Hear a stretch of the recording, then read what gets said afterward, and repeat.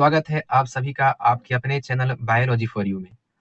आज के इस वीडियो में हम बायोलॉजी के प्रीवियस ईयर के ऑब्जेक्टिव को अच्छे तरह से एनालाइज करके पढ़ेंगे। यदि आप बोर्ड में अच्छे नंबर लाना चाहते हैं तो आपको प्रीवियस ईयर पर अच्छा पकड़ बनाना पड़ेगा।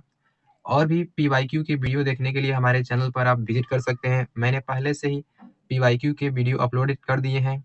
तो चलिए वीडियो को हम शुरू करते हैं। तो पहला प्रश्न है, निम्न में से कौन द्विगुणित संरचना है?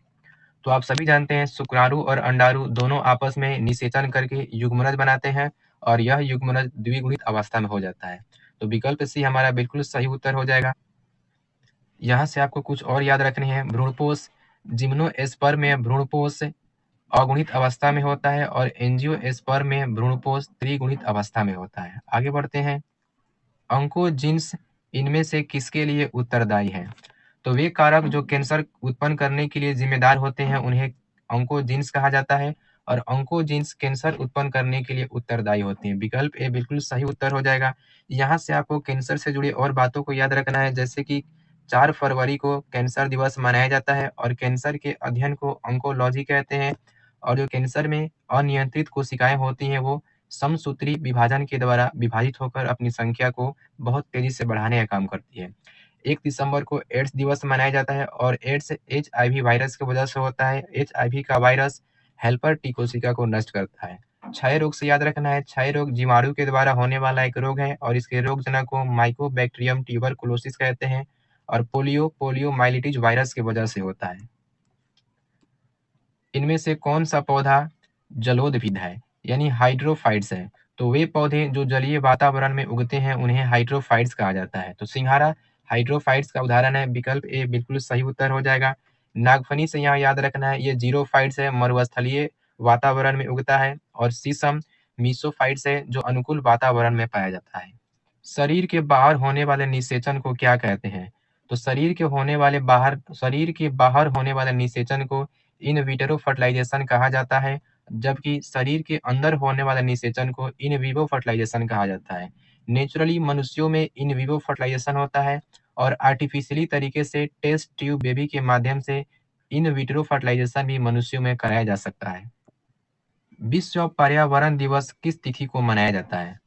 तो विश्व पर्यावरण दिवस 5 जून को मनाया जाता है। 5 जून 1972 में स्वीडन की राजधानी स्टॉकहोम में एक सम्मेलन का आयोजन किया गया था और उस सम्मेलन का मेन पर्पस था कि लोगों को पर्यावरण के प्रति अधिक से अधिक जागरूक बनाया जाए ताकि पेड़ पौधों की कटाई पर रोक लग सके। इस वजह से 5 जून को विश्व पर्यावरण दिवस मनाया जाता है। यहाँ से आपको कुछ और दिवस याद रखना है, जैसे कि 7 अप्रैल को विश्व स्वास्थ्य दिवस मनाया जाता है, 4 फरवरी को कैंसर दिवस, 1 दिसंबर को एड्स दिवस और 14 नवंबर को मधुमेह दिवस मनाया जाता है। 11 जुलाई को जनसंख्या दिवस भी मनाया जाता है।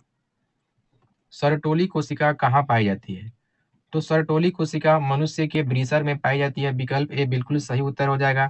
सरटोली कोशिका शुक्राणुओं को पोषण प्रदान करने का काम करती है और सरटोली कोशिका एफएसएच हार्मोन के द्वारा रेगुलेट किया जाता है। ओपेरॉन मॉडल क्या प्रदर्शित करता है? तो ओपेरॉन मॉडल जीन का रेगुलेशन प्रदर्शित करता है। विकल्प सी करेक्ट हो जाएगा। ओपेरॉन मॉडल जैकब और मोनार्ड के द्वारा दिया गया था। ओपेरॉन मॉडल बोर्ड के पॉइंट ऑफ व्यू से काफी इंपॉर्टेंट है। हर साल यहाँ से ऑब्जेक्टिव या तो सब्जेक्टिव प्रश्न पूछे जाते हैं। इस टॉपिक पर आप अच्छे से अपनी पकड़ बनाए रखें। निम्नलिखित में से कौन जंतु उभयलिंगी नहीं है? तो फीता कृमि यानी टैप वर्म, केंचुआ और जोंक, ये तीनों उभयलिंगी है यानी बाइसेक्सुअल है। मेल और फीमेल दोनों सेक्सुअल ऑर्गन एक ही बॉडी में मिलता है। घरेलू मक्खी यहाँ से यूनिसेक्सुअल है, यही हमारा विकल्प सही हो जाएगा। घरेलू मक्खी दिए गए विकल्प के अनुसार उभयलिंगी नहीं है। आगे बढ़ते हैं। इनमें से कौन सा नाइट्रोजनस बेस डीएनए में नहीं होता है? तो डीएनए में 4 प्रकार के नाइट्रोजनस बेस होता है, adenine, thymine, guanine, cytosine. Uracil DNA के अंदर नहीं होता है। विकल्प बी हमारा सही उत्तर हो जाएगा। यूरासिल आरएनए के अंदर पाया जाने वाला स्पेशल नाइट्रोजन क्षार है। रेड डाटा बुक में सम्मिलित है। तो रेड डाटा बुक में विलुप्त हो रहे पौधे और विलुप्त हो रहे प्राणी और जो प्राणी एवं पौधे विलुप्ति के कगार पर हैं, इन सबका नाम रेड डाटा बुक में सम्मिलित किया जाता है। विकल्प डी इनमें से सभी सही उत्तर हो जाएगा। रेड डाटा बुक को आईयूसीएन के द्वारा जारी किया जाता है और आईयूसीएन का पूरा नाम international union conservation of nature होता है। ये भी आपको याद रखना है। पुष्पासन खाया जाता है? तो सेब का पुष्पासन खाया जाता है, विकल्प बी सही उत्तर हो जाएगा। डीएनए इनमें से किसका आनुवंशिक पदार्थ है? तो टीएमवी में आरएनए आनुवंशिक पदार्थ होता है। बैक्टीरियोफेज में आरएनए और डीएनए दोनों आनुवंशिक पदार्थ होता है। कुछ बैक्टीरियोफेज में डीएनए आनुवंशिक पदार्थ होता है, जबकि कुछ बैक्टीरियोफेज में आरएनए आनुवंशिक पदार्थ होता है। इस आधार पर हम बैक्टीरियोफेज को सही उत्तर चूज कर सकते हैं। बैक्टीरियोफेज सही उत्तर हो जाएगा। डीएनए आनुवंशिक पदार्थ है। हर्शे और चेज ने अपना एक्सपेरिमेंट करके इस बात को सत्यापित भी किया था। सबसे पहले वायरस का खोज डीजे इवानोव्स्की ने टीएमवी वायरस के रूप में ही किया था। तंबाकू के अंदर इस वायरस का खोज किया गया था। जनसंख्या अधिक होने से क्या होता है? आय में कमी, जमीन में कमी, खनिज पदार्थों की कमी, इनमें से सभी यहाँ पर होना चाहिए। विकल्प डी हमारा सही उत्तर हो जाएगा। जब भी जनसंख्या ज्यादा होगा तो ये सारी चीज होने लगेंगे। एक्रोसोम इनमें से किसका समभाग है? तो आप सभी जानते हैं शुक्राणु के शीर्ष पर एक रंगीन भाग होता है जिसे एक्रोसोम कहा जाता है। तो शुक्राणु के सिर पर एक्रोसोम पाया जाता है। एक्रोसोम शुक्राणु में महत्वपूर्ण भूमिका निभाता है। जब शुक्राणु अंडाणु के पास निषेचन करने के लिए जाता है तो अंडाणु के जोना पेलुसिडा के परत को तोड़ना बहुत ही जरूरी हो जाता है और ये परत एक्रोसोम के द्वारा ही कुछ एंजाइम बनाकर तोड़े जाते हैं। एक्रोसोम का निर्माण गोल्जी बॉडी के द्वारा होता है, ये भी बात आप याद रखेंगे। इनमें से कौन जीवाणु जनित रोग है? तो कुष्ठ रोग, क्षय रोग, हैजा, इनमें से सभी। तो विकल्प डी बिल्कुल करेक्ट हो जाएगा। तीनों बीमारी जीवाणु के द्वारा ही होता है। मैंने ऊपर ही बताया था क्षय रोग माइकोबैक्टीरियम ट्यूबरकुलोसिस जीवाणु से होता है और क्षय रोग वायु के द्वारा संक्रमित होता है और क्षय रोग में श्वसन मार्ग प्रभावित हो जाता है। हैजा विब्रियो कोलेरी नामक बीमारी की वजह से होता है और हैजा में छोटी आंत प्रभावित होता है। मनुष्य में गुणसूत्र की संख्या है। मनुष्य में पुरुष में गुणसूत्रों की संख्या का चयन करना है तो हम सभी जानते हैं कि एक स्वस्थ मनुष्य में 46 गुणसूत्र होता है, जिसमें से पुरुष में 44 प्लस एक्स और वाई के रूप में गुणसूत्र होता है और महिला में 44 प्लस एक्स एक्स के रूप में रहता है। महिला में जो सेक्स क्रोमोसोम होता है वो होमोगैमस होता है, यानी दोनों क्रोमोसोम एक प्रकार के होता है, जबकि पुरुष में सेक्स क्रोमोसोम हेटेरोगैमस होता है, यानी दोनों जो सेक्स क्रोमोसोम है अलग अलग होता है, एक एक्स है और दूसरा वाई है। आगे बढ़ते हैं, अगले प्रश्न की तरफ बढ़ेंगे। प्रश्न संख्या 17, एसिटाबुलेरिया, यहाँ पर एसिटाबुलेरिया होना चाहिए। एसिटाबुलेरिया निम्न में से क्या है? तो एसिटाबुलेरिया एक सिंगल सेल प्रोटीन का उदाहरण है।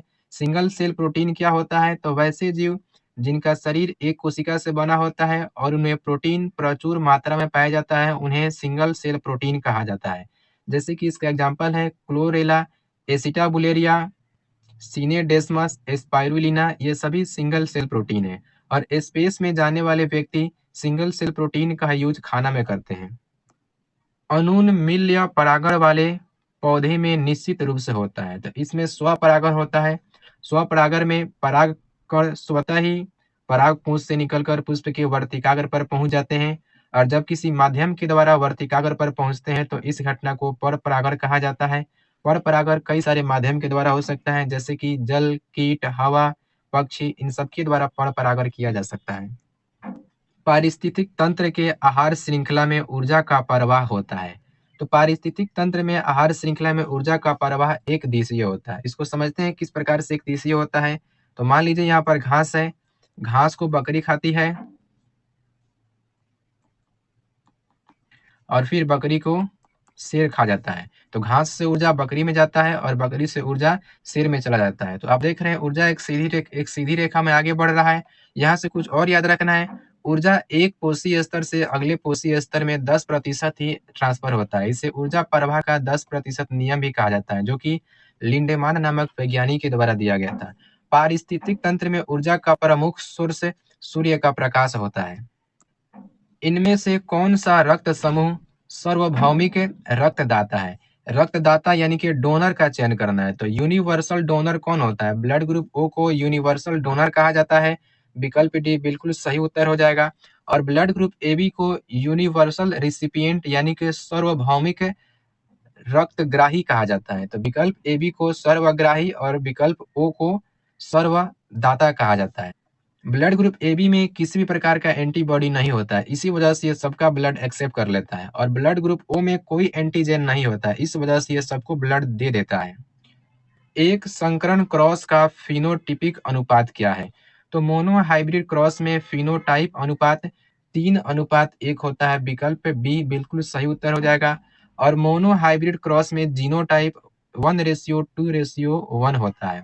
जबकि डाई हाइब्रिड क्रॉस में फिनोटाइप 9:3:3:1 होता है। ये भी आपको याद रखना है। गेंडा अभयारण्य किस राज्य में अवस्थित है? तो जो गेंडा अभयारण्य है वो असम राज्य में अवस्थित है। इसे काजीरंगा नेशनल पार्क भी कहा जाता है। एक सींग वाले गेंडा के लिए प्रसिद्ध है। और भी कुछ नेशनल पार्क आप याद रखें, जैसे गिर नेशनल पार्क गुजरात में शेर के लिए प्रसिद्ध है। कन्हा नेशनल पार्क मध्य प्रदेश में टाइगर के लिए प्रसिद्ध है।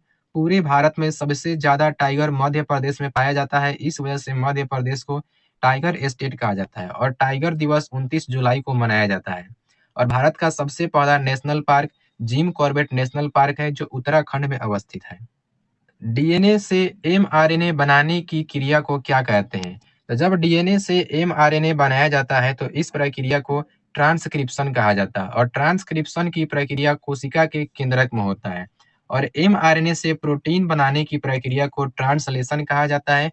और ट्रांसलेशन की प्रक्रिया कोशिका के साइटोप्लाज्म में होता है। और डीएनए से एमआरएनए, फिर एमआरएनए से प्रोटीन का बनना, यह एक साइक्लिक प्रक्रिया, इसे central dogma of molecular biology कहा जाता है। यदि इस प्रक्रिया को उल्टा कर दिया जाए, एमआरएनए से डीएनए बनाया जाता है, इस क्रिया को रिवर्स ट्रांसक्रिप्शन कहते हैं। और डीएनए से डीएनए का ही बनना, इसको रेप्लिकेशन कहा जाता है। आगे बढ़ते हैं। डब्ल्यूएचओ के द्वारा ध्वनि प्रदूषण का कौन सा मानक सही है?